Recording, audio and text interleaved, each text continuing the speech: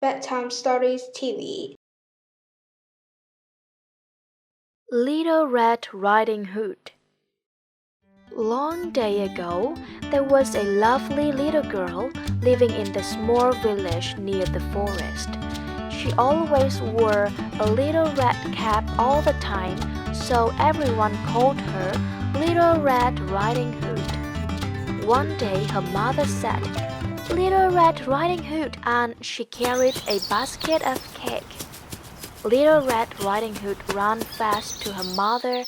She gave her daughter the basket and said, "Your grandmother was ill and weak, so you bring some cakes and herbal leaves for her." The little girl followed her mother. The mother reminded her to go straight to grandmother's house, not to go anywhere else. Little Red Riding Hood came and went freely into the forest to bring cakes for a sick grandmother. However, she forgot her mother's recommendation and she took a roundabout route, although the baby squirrels reminded her to go straight way instead of roundabout route, but she ignored.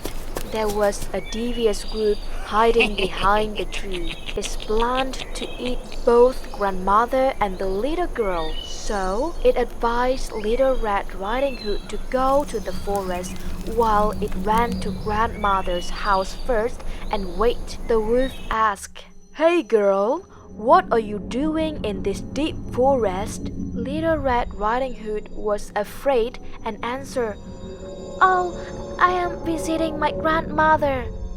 "So, where's your grandmother's house?" said the wolf.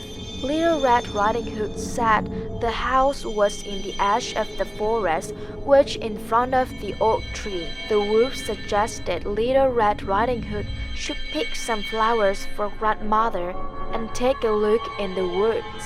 Little Red Riding Hood filled in joy.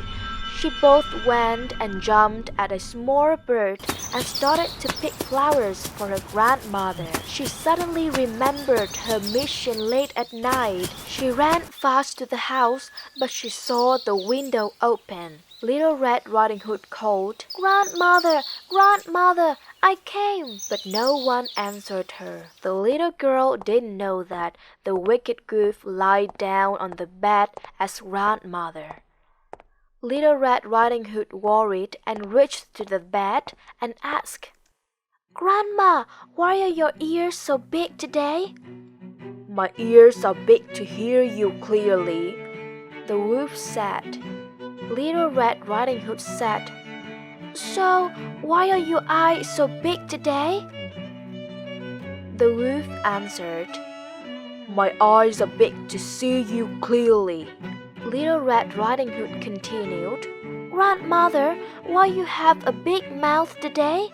"My mouth is big to eat you easily." Little Red Riding Hood was so shocked and shouted that the wolf jumped out of the bed and ate her up. The wolf was full and fell asleep. It snored loudly that made the house shake. At that time, there was a hunter passing by this house, and he guessed that the wolf ate grandmother and Little Red Riding Hood. The hunter disemboweled the wolf and rescued them. Then he sewed the wolf's belly again and tied it under the tree in the garden. For a while, the wolf woke up and saw everyone there. It implored, "Release me! Release me!" The hunter wanted the wolf to promise not to injure anyone. The Little Red Riding Hood hugged grandmother and cried. She said, "I'm so sorry.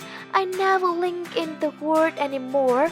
I will follow mother's instruction."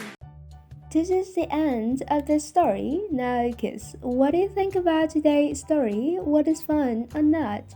If you love it, like and subscribe to show more support to our channel. Moreover, don't forget to turn on the bell to get updated with new fairy tales from Bedtime Stories TV. Bye!